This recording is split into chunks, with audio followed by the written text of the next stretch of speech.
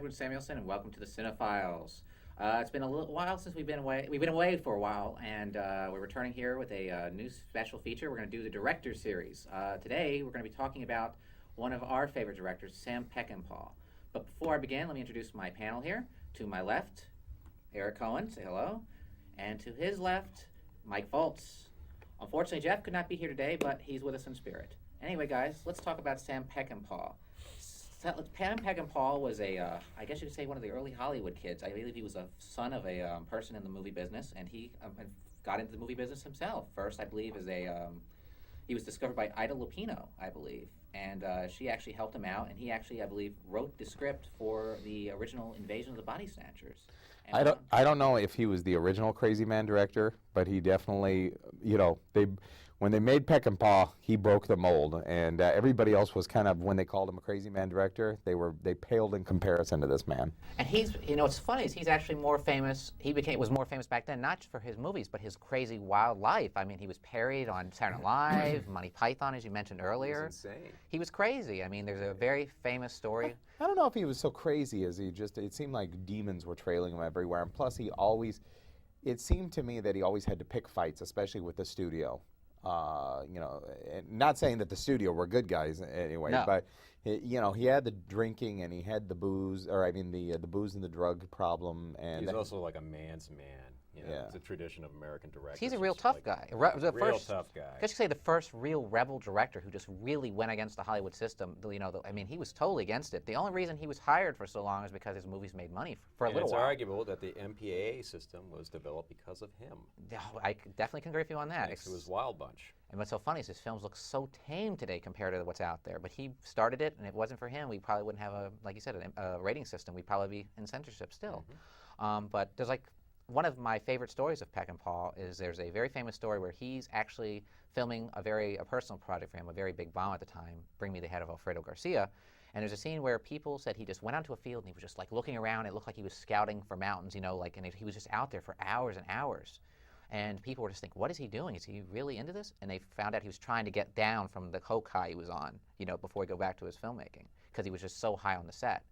And actually, if you want to see what Peckinpah was like as a person, Bring Me the Head of Alfredo Garcia is an excellent place to start, because Warren Oates stated that he based his performance on Sam Peckinpah. So let's talk about that film first. Yeah, I mean, that's the one I want to start out with, because, I mean, I love that film because, as you can see, it's a very personal project, and it's just a very weird film. In fact, it was trashed. All the reviews, I was looking at some of the old reviews. Well, it's one of those films that some people consider to be one of the worst films ever made, kind of. It is on some of the worst lists. But it's actually a really entertaining film. And it's sick. And say what you will about it. I don't understand how you can include it on one of the worst lists, because Warren Oates is fantastic. He's this world-weary guy that has to do this task or whatever and go about it, and it's very strange and everything, but I don't know how you could classify it as one of the worst. I mean, people should really pay attention to some of the crap that was maybe in the 80s. Yeah, I think people kind of point to the weird, almost Virgin on camp scenes, where he's driving around in his car talking to the head, all that stuff. And he's a real person. He's in a plastic bag, and you hear the flies buzzing around because he's found this head,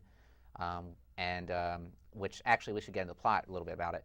A woman who is a Mexican, plantation type owner. His daughter is impregnated by a man named Alfredo Garcia, and he is so angry he offers $1 million for anyone who can produce his head.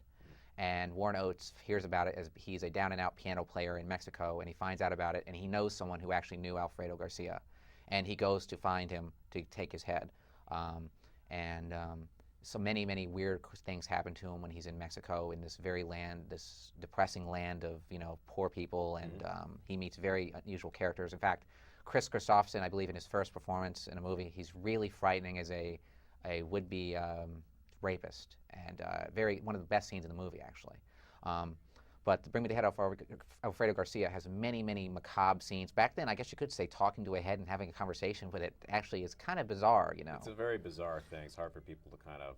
But it wasn't that crazy, because years before, the Northwest Passage with Robert Young and Spencer Tracy there was one of the soldiers that they brought along on the Northwest Passage went insane and had a decapitated Indian's head with him and was actually eating the heads. About Alfredo Garcia, it did influence one of my favorite cult movies, Straight to Hell, by Alex Cox. I mean, although it's meant to be this sort of homage to like spaghetti westerns, the general conceit, the guys walk around in suits and ties and stuff. He took that from Alfredo Garcia. That's a fascinating point that you bring up, because you know what? I guess you could say Alfredo Garcia is a Western. It is a Western. It is a Western, but in modern day. There's no cowboys and Indians, but I mean, you have the typical, not a typical story, a story of a man on the run trying to get his reward and people after him. And I guess you could say Well, you it's could a actually typical make an Western argument that 9/10 of Peckinpah's films are Westerns, just Exactly. in different, time periods. Let's please move on. We can't talk anymore about this. Before we do that, I want to say one interesting thing. Like, you were talking about how bad reviews of something. My friend showed me a list yesterday from Maximum Magazine of the worst films ever made. You would not believe it was #1 on the list. One of our favorite films, Big Trouble in Little China. So that shows you what's wrong with critics today and yesterday. We should save that for another show later on. Yes. Yeah. Let's talk about Wild Bunch. the quintessential Western of Peckinpah's, The Wild Bunch. Exactly. The You Wild can't Bunch. debate whether that's a Western or not, so we'll get right Well, The Wild Bunch is definitely a Western, and actually it started, as you said, the MPA rating, because at the time it was known as one of the bloodiest films. Today, to me, it didn't offend me at all. In fact, people say Bonnie and Clyde was super violent. Maybe at the time it was very violent, but today, when you have movies like 300 and everything, it looks very tame. In fact, it could probably be on TV with very minor edits. You know what's strange is when I first saw The Wild Bunch, I immediately thought it wasn't a Western. It reminded me of more of like a Civil War picture, almost like a Civil War era war picture, if that makes any sense, which it probably doesn't. And it didn't strike me as a Western. But then once you see it again, you're like, okay, this is a movie about the death of the Western. Yeah, it has nothing to do with the Civil War, Mike. It takes place. Well, far they later were in the weren't they? Civil War. No, but weren't they all Civil War? No. What were they? They were in the army, but it takes place in the turn of the century. Okay. Because there's automobiles and stuff like old Right. and they're trying to rob a bank together, disguised as military men. Okay, I thought they were Civil War. That was interesting, uniforms, because actually. that's one time we actually see the actual Western dying. Mm-hmm. That era. I'm talking in terms of history, and the new one starting to creep in, and that gives it a very fascinating perspective in It my had book. a great cast. I mean, Wonderful William cast. Holden was it was inspired casting in that part. Ernest Borgnine, Robert Ryan was my favorite in there. And you got like Warren Oates, L.Q. Jones. Please refresh the memory on the story here. Story's great. The story is that these guys, were part of a gang that goes out robbing banks and all that stuff, and they had their last big heist, and they escape into Mexico. Robert Ryan, who is a member of that gang, He becomes the bounty hunter. He becomes a bounty hunter. They say either you go to jail or you help us get him. I mean, Yeah. that's basically it. So it becomes a chase between And Robert Ryan and William Holden. Yeah, and his the battle of the posse. wits. Right, and they wind up in the deepest Mexico, and they try to make a deal with the army there, and That falls through that falls through. And with in a Peckinpah-like fashion. When we say falls through, imagine falling through with a hailstorm of bullets. But the I mean, that's the performance. basic premise. And once again, this is a theme that is very pervasive through all of Peckinpah's films. Is the sense that your character, main protagonist, if not the side characters, are also world weary. Everybody is tired of their lives, tired of the lives they're leading, tired of the way things are looking for the future, which is usually bleak for these characters. And the idea, especially Wild Bunch, is let's go out in a blaze of glory. Let's live life on our terms, whether it ends tomorrow or whatever. That's what we're going to be. That's what we're going to be seeing. There's also an interesting, strong theme about loyalty in the film, too. Yes. Or the lack thereof. And even though Robert Ryan is going after William Holden, Admires him. he admires the shit out of him, and there's that sort of like eloquent suggestion at the end of the film where he kind of wishes he was there with them, that Right. last stand, and it's a great movie. It was one of the best. to me. The showy part was William Holden. That's why he had the lead. But to me, it was Robert Ryan. I absolutely adored his performance because it was Robert so quiet Ryan was and one beautiful. of these fascinating actors where he could go either way. He was either convincing hero or he was convincing villain. He's just like one of these guys that could just do both, but yet still be the same guy. The thing I like about it too is he took a lot of classic Western themes and put them all together into just a great piece. I mean, everything, like you talk about the loyalty, And the thing too is, like you're saying, they're going out for their last hurrah. And the thing too is that the Western era is dying, so they don't have much time left because things are changing in that world. Very interesting Western that Peckinpah did during that time, Major Dundee. Now that one is in the Civil War. Well, that's post Civil War. They're going around now. They're transporting some Confederate prisoners. And once again, they're having trouble with Mexicans. With Mexicans, right. And I want to mention recently, the Major Dundee has finally been re-released within the last year or so, and it was actually restored somewhat to Sam Peckinpah's, close to his original cut as possible. Some of the footage was not filmed, but he had a falling out of the studio, so it was released in a cut that he was not too happy with, and it was just reassembled. It's a flawed movie, but it has some very interesting things going on. And the relationship between Richard Harris and Charlton Heston's character, obviously they've had a history before this war and whatever happened. They must have been friends at one time. Richard Harris is probably the more sympathetic of the two. There's that whole sequence where Charlton Heston is just like, injured, and he's washed up, and they're trying to take care of him, and Richard Harris takes it upon himself to go in and save him, even though he's his prisoner, and that's a very interesting relationship. I'd be interested to see like a whole movie about Richard Harris's character, but there's a lot of problems with the films. There's a lot of stretches, a lot of ideas that aren't fully fleshed out. The additional footage to me did not matter. It didn't seem to strike me as one of those just changing points where you see a film and like, oh, that's what he was trying to say. The restored footage was not. So you that wouldn't much. compare to like where they just recently restored the big red one with the Sam Fuller film, No, and it was like amazing, a new film completely. This one did take no, away. it didn't or it help didn't or really. didn't In fact, bother it probably made it more boring. Yeah, well, in a lot of ways, the spy, it kind of stopped the momentum that the film had. One thing I will give the film is I absolutely love Charlton Heston in that era. He is amazing. As hammy as he is, he's still very Earthquake, anyone? He's very charismatic, though. Very charismatic. What actor these days can get away with being so unselfconsciously hammy and still convince the audience that this guy's doing his job? And a lot of people can't do that. Maybe Russell Crowe, maybe. Well, I'm going to go on record. I mean, I don't agree with his political beliefs at all, but I mean, Charlton Heston was some of my favorite films of all time, from Planet of the Apes to The Omega Man. He's done some really interesting films. Soylent Green. Touch of Evil, yeah, Soylent Green. Touch of Evil, fantastic. Great movie. Another film restored recently. But let's go on to a film, actually, let's go on to another film. A film of his is actually probably his most financially successful, which is The Getaway. That is actually, believe it or not, more successful than The Wild Bunch. It did very well. Some people say it's a junk food movie. A lot of people, like myself, hail it as a new era and a new type of crime film. Actually, we were talking earlier about Wild Bunch and how, you could see a lot of the themes that are in The Wild Bunch in The Getaway, with a person, on the run, trying to get away, trying to go to Mexico to get away, and with his reward, and he's, on the run from killers and other ones, and a double cross too. Let's start out with you, Mike. The Getaway has Steve McQueen and Ally McGraw as a... I think that's one of the reasons why it was so successful, is because Steve McQueen and Ally McGraw were they were like Hollywood royalty. When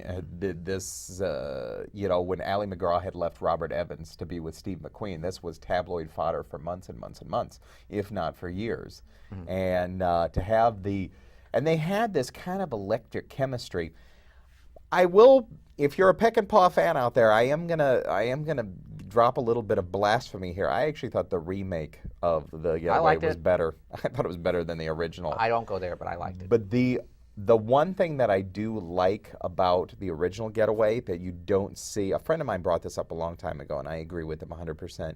You don't see this anymore, where McQueen just gets sick of Ally McGraw and kicks the crap out of her, just starts slapping her right and left, and you just don't see that. He's anti-homosexual. He's pro-white. Yeah. You just and he doesn't like see that. You don't see that in films anymore. It was very, very interesting. And you're so unpolitically correct. I love it. I like in the new one. I love Michael Madsen's Rudy a lot better than the old Rudy, who was like just a nondescript. Al Voltaire, who was in Godfather.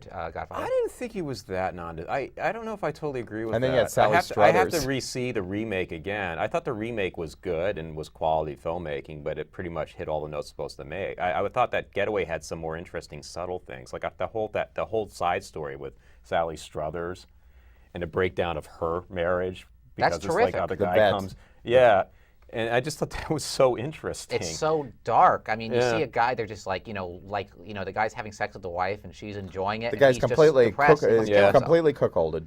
I mean, there's great scenes where he's throwing chicken legs at him and just harassing him and torturing him. It's just so hard to watch, but it's really well done. And there's a scene, my favorite scene in the movie, which is great, is there's a scene where they're trapped in a garbage truck and they're trying to get out. Terrific editing.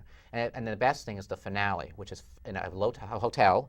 Some of the best editing you'll ever see in a movie. And in fact, there's a great scene. I don't know if it's at the conclusion, but there's a scene where you see Ally McGraw driving a car, and she almost runs over Steve McQueen, and that actually happened on the set. And he even looks at her like, "What the fuck are you doing?" And they left that in the movie, which I thought was very clever. Well, in the remake, once again I apologize to all you I like Peckinpah it. people. I love that they had the nice little cameo at the end with Richard Farnsworth, who I love watching. Anytime Richard Farnsworth shows up, I just love. And don't seeing forget this who man. else is in it. One of your favorite character actors working today, which people don't even realize he's in it. He plays one of the bank robbers, which is Philip Seymour Hoffman. Oh yeah, that's right. Yeah, he's very bad in that. David actually. Morse, he's in there. James Woods. James Woods is actually a very good character there in that movie. I forgot the name of his character, but Ben Johnson plays him in the original. Right. Very good movie. Check them both out. They were actually both written by Walter Hill, who went on to direct The Warriors and many other great films. Yes. Now when we talked about famous couples, going at it, then let's talk about another famous couples in trouble. Let's go with the Straw Dogs, because then you got talk about being cuckolded. You've got Yes. Dustin Hoffman and Susan George. I'll go on record, that is my favorite Peckinpah film. In fact, the film is one of the most controversial films ever made. In fact, it was banned in England for over 20-something years, and because of its controversial, depiction of English people. Not Charlton Heston, forgive me. Dustin Hoffman plays a mathematician who moves with his British wife to a village in, I guess say a really rough, A very rural section of The outside very of London. strange looking, but still somehow hot Susan George. Was that her name? Yeah, Susan George, who went on I to guess- Susan George, who went on to star in Mandingo. Yeah. Susan George was a very strange-looking woman. She looked like a chipmunk. She had she's like very the beautiful. chubby strange look, cheeks. but somehow she was just so hot. I don't know. I thought she was beautiful. But Dustin Hoffman plays a mathematician, very intellectual guy, who's a pacifist who moves into a village where there's a lot of tough, rough, and touty people. And Kind of like Cockney guys. Cockney guys, yeah, they are always at the pub, and they don't like Very- him because he's the Yank. And Well, it's just a local ruse, Yeah. It's Well, like, but she also had a reputation. She was originally from that village. and she went on to do something with her, and they were saying like, "Hey, you fancied me" or whatever. And there's a scene it's a heartbreaking scene where she's attacked, and Dustin Hoffman, doesn't know how to respond, which I think is a really good performance. He really toned it down. In fact, Susan George said that he was so mean to her throughout the entire movie because he's so angry at her inside, and I thought that was really interesting, that way that they portrayed that. It's one of Dustin Hoffman's finest performances. Definitely. It actually put his performance in Rain Man to shame. I agree with you on that. And in fact, the ending, which actually I think is interesting, is that he's not actually trying to go after these guys like Ella Rambo. He's trying to defend himself from people breaking into his house to take a person, and he's sheltering because he's like, I am not going to allow them to do this. I am not going to allow them to do this. And it's a phenomenal siege movie. Yeah, you could make a case that it's a wonderful which siege is an film. interesting point to make, because one of the criticisms originally leveled at the film is that it was this pro-fascist, pro-violence stance, because they try to make this character who's all about peace and intellectualism. Finally, he realizes he has to resort to violence this. is the answer. But what totally makes that argument moot is that, again, he's not on the attack; he's on the defense. On the defense, he's like, leave. Which is a very important point to make about And this he film. never actually goes after anyone. They all come after him. There's a terrific scene, which to this day, it's one of the best scenes I've seen in a movie, is where he uses a bear trap to defend himself from these people. And it's just phenomenal. I mean, You never ever get the feeling that Dustin Hoffman is bloodthirsty in the film. You never get that. and I like too is they don't make him this Rambo character. I was saying, like this guy who's like super, who can beat up the shit out of anybody. Well, if He's using his brains. remade that today, obviously the guy would, he would become a Rambo character. Yeah, become a Rambo muscular character who's like, you want to fuck with me? This guy is like, he's using his I don't know if he'd brains use to that outsmart voice, these but- people. Actually, the closest we've had to a modern version of that is the character in the remake of Hills Have Eyes. Hills Have Yeah. Eyes. The intellectual the young Nebbish father who guy becomes winds the up having to know revenger. how to use the gun, and that's sort of in the same kind of vein. But no, Straw Dogs is a great movie. And Let's actually, move on, That's actually please. another film, by the way, who's just been restored. The rape scene was cut out of all the prints until recently, and it was released by Criterion in a nice special edition, which is now out of print. So if you see it, go grab it. It has an awesome documentary on Peckinpah. And I'll say this: thank you to Criterion for restoring the rape. Well, hey, it's an important part of the movie. Yep. So he's grateful for the rape. What's He wrong misses with the you? fact Wife that we don't beating. beat women. He's anti-homosexual. Him and Peckinpah would have a beer together and have a good time. Beer and some Quaaludes. All right, well, let's go on to another film here. And this is a very weird film from Peckinpah. In fact, I would go on to say it's probably one of the weirdest in his canon. Not the weirdest, but definitely up there, which is The Killer Elite, which stars Robert Duvall and James Caan as a pair of CIA agents, one of who double crosses the other. And it's merged with the martial arts genre. And, I always tell people out there, every director who... It's Sam Peckinpah's closest film to a superhero film. It's his superhero film. I'd say it's his comic book film because it's just so over the top and ludicrous. It's entertaining, don't get me wrong, because even Peckinpah can make a good entertaining film. It starts out very strange. It starts out almost like a John Cassavetes type film, very improv. You get this feeling that Caan and Duvall are just having a good time. They're improving. Peckinpah must have been behind the camera going, guys, do whatever you want. Have a singing contest. Talk about your wives and girlfriends, what you're going to be doing that weekend, what vacation you're going to. Do whatever you want. And then you could tell that as the film goes on, which is funny because you're developing James Caan into this martial arts master, and he's got his cane/billy club that he relies on after his knee injuries get rehabbed. But you can tell that the story gets more and more stupid as it gets towards the ending. It's obvious because they said he was very high on drugs at this time, and it's obvious he was probably sober near the beginning and got worse and worse as he went along because there's a lot of scenes that don't cut together, and it's obvious there was a lot of script doctors come in, not script doctors, I guess say film doctors, these editors who come in and try to save a film, and it's entertaining, but if you're looking for logic, look elsewhere. It's a very strange Well, film. I uneven. have not seen this movie. Well, I will give it to you to watch. Now, I want to talk about the last really good film that Peckinpah made. I know, Mike, you haven't seen all of it, but Eric has. No, I've seen all of it, but it was when I was like 12. Cross of Iron, which is one of No, I haven't seen all of it. Cross of Iron is, I guess, Sam Peckinpah's only war film, and you think that he would have gone on to do some other war films, because the man is a man of, very violent means. This one is very interesting in that it takes place from the German perspective with James Coburn and Maximilian Schell. Maximilian Schell. I haven't seen it all the way through. I've always picked it up at certain points. I need to sit down and watch the whole thing from beginning to end. But it's from what I've seen, definitely it looks one of his most underrated films, and it's the last really good film he would make. I found it boring. I'm very surprised that you say I that. could not get through it. I had a very, very tough time getting through it. Was this recently or a long time ago? Maybe about 5 years ago. Okay, so that's recent. Well, I'll definitely give it to you guys because I'd like you guys to take a look at it again and see a nice print of it because it's got some really disturbing stuff. I mean, there's a scene where these soldiers are they're kind of like Ronin soldiers, they're going around and these women take them in and they're like, oh, well, thank you, whatever. And then they start to sleep with them, and have a good time. And then one of them castrates one of them. And you find out that they're against Castrates one of the women? No, one of them, the men. Oh, okay. She castrates him, and it's like, oh my God, and then you find out that they're trying to kill them because they're actually the enemy's women that are planted. It's like the Lizzies and the Warriors. A film that's not boring at all is Convoy. Convoy is one of the strangest films you will ever see because the studio must have just thrown a bunch of money at Peckinpah and said, Smokey and the Bandit, huge hit. Make your Smokey and the Bandit. And let me tell you something. It's about a convoy of trucks who think that the trucker does not want to stop, and it's like protesting the government. And you've got Ernest Borgnine basically playing Jackie Gleason and Chris Christopherson, and Ali McGraw comes back. It's a Convoy, it's 70s cheese at its finest. Something you forgot to mention, ironically, is that it's based on the very famous R.D. McCall song, and he's actually in the movie. And this is, I think, one of the first instances actually of a movie being based on a song. Yeah. And it's kind of and not a good song either. One thing about Convoy 2 I want to mention is that Sam Peckinpah was so high during the entire making of the film, they said that James Coburn actually directed it for him. And I wouldn't be surprised because it does not feel like a Peckinpah film at all. Speaking of James Coburn, there's a wonderful Western that Peckinpah did, one of the many, and that's Pat Garrett and Billy the Kid, with Billy the Kid played by Chris Christopherson and James Coburn playing Pat Garrett, the man that's going to hunt him down. And that's another film that was actually destroyed by the studio and then recut, and then recently a director's cut of that was released as well. About 10 years ago. Wonderful Western. With a huge hit by Bob Dylan, which is one of the biggest, Knocking on Heaven's Door. And he stars in the film. Yes, we need to see it again. After years of failing health because of drug use, this was a very troubled production, like many for Peckinpah. In fact, he had a pacemaker at the time, and he died not shortly after completing it. And of course, he was kicked out of the editing room, so it was never really finished with his approval. It was finished by the producers, who went on to produce Highlander, actually.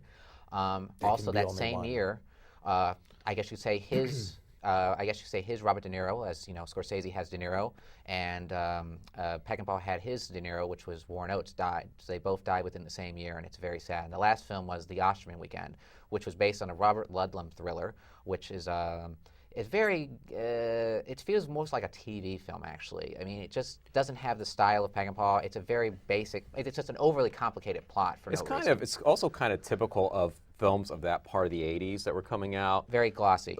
Kind of a glossy, sort of action-oriented, but like sort of similar, either like revenge-type films, or there was this sort of like mini-genre of sort of like spies or assassins, or and it felt like a Tom Clancy movie before Tom Clancy films got made. That's how I feel about it. I don't even say it's like a Tom Clancy film. It's like just this really weird kind of, the whole premise is that these group of friends get together. One of the friends is taken aside and told, some of your friends are spies. It's kind of like a reality show, actually, when you think about it. And he's trying to get these people to confess that they're spies. And something's amiss during this whole thing. There's a lot of espionage in it. The way it unravels is weird. It's just too complicated. Craig T. Nelson is in it. Craig T. Nelson, Dennis Hopper. I mean, it's got a great cast. Yeah. I can't. There's even more people, but I can't remember right now. No, what's his name? Hurt. John Hurt, yes, who plays the CIA agent, and you find out later on he has his own ulterior motives for doing this. And it's actually, that's an interesting point about the movie, but the movie itself, not very good. It's worth a look, The DVD is more interesting than the film itself because the DVD actually has a very rough print cut of his original work print, which is in crap quality, has some scenes that are not in the movie, and also there's a fascinating documentary on the making of the film and Peckinpah and remembrances by some of his actors. That's even more interesting than the film itself. Definitely check that out. But that's before I go, my last question, you guys. What would be your favorite Peckinpah film, real quick? What would be your favorite, Mike? Wild Bunch. Wild Bunch? Wild Bunch. Mine would be Straw Dogs, and his most underrated one would be Cross of Iron. Or actually, I take that back. Bring Me the Head of Alfredo Garcia, because that was massacred by the press. Anyway, that will bring this show to a close. We hope that you'll visit us on the web, and we hope to hear from you. And until next week, thank you. But what do you think about what's your least favorite Peckinpah? Do you have a least favorite? I don't have a least favorite. Well, maybe Ride the High Country. Cross of Iron, only because I was so bored with it I couldn't get through it. Or maybe I should say Osterman Weekend. That's like really? I would say Convoy. I mean, it's just. But I haven't seen Convoy. Oh, Convoy is just so damn silly, though. Subculture.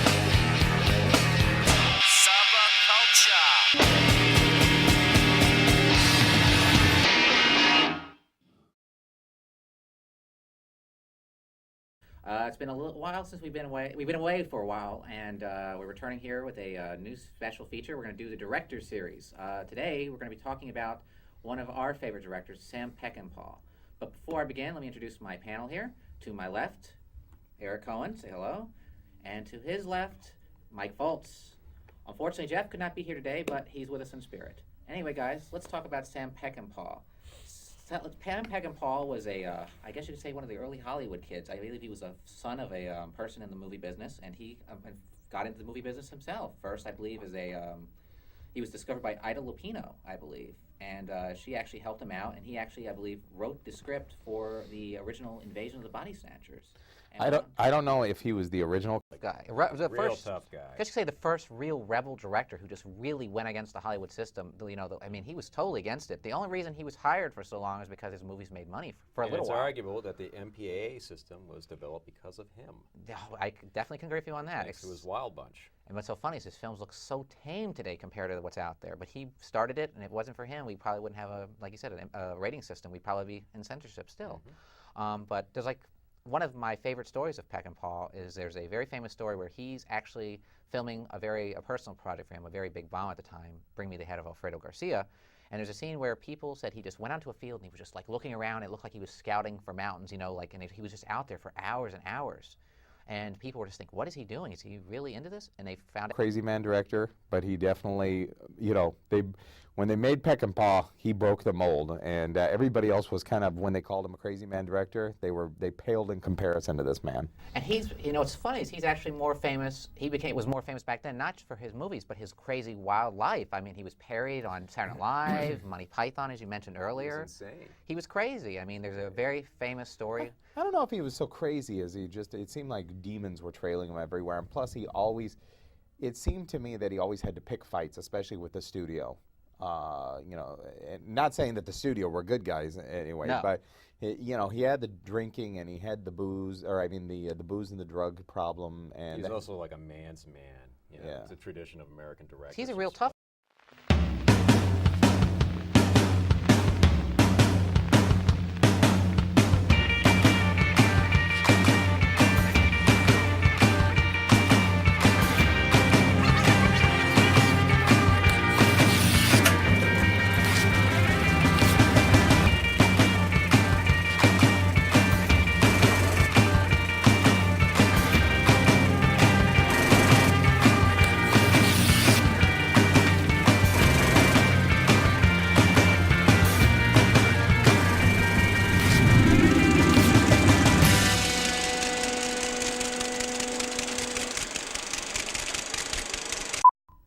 Hi, I'm Edwin Samuelson, and welcome to the CineFiles. That he was trying to get down from the coke high he was on, you know, before he go back to his filmmaking, because he was just so high on the set. And actually, if you want to see what Peckinpah was like as a person, Bring Me the Head of Alfredo Garcia is an excellent place to start, because Warren Oates stated that he based his performance on Sam Peckinpah. So let's talk about that film first. Yeah, I mean, that's the one I want to start out with, because, I mean, I love that film because, as you can see, it's a very personal project, and it's just a very weird film. In fact, it was trashed. All the reviews, I was looking at some of the old reviews. Well, it's one of those films that some people consider to be one of the worst films ever made, kind of. It is thing. on some of the worst lists. But it's actually a really entertaining film. And it's sick. Say what you will about I it. don't know. I don't understand how you can include it on one of the worst lists, because Warren Oates is fantastic. He's this world-weary guy that has